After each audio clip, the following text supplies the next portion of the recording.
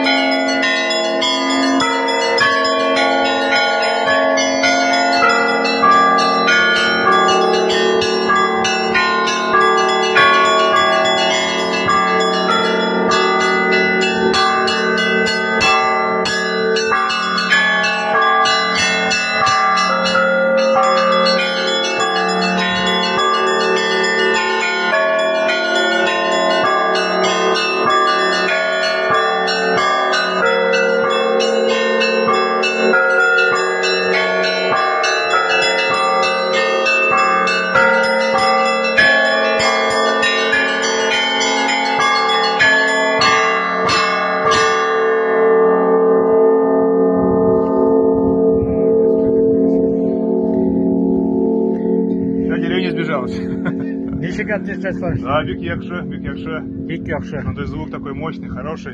Еще это горы отражает, и весь звук спускается вниз, как бы, по долине. Бик очень хорошо.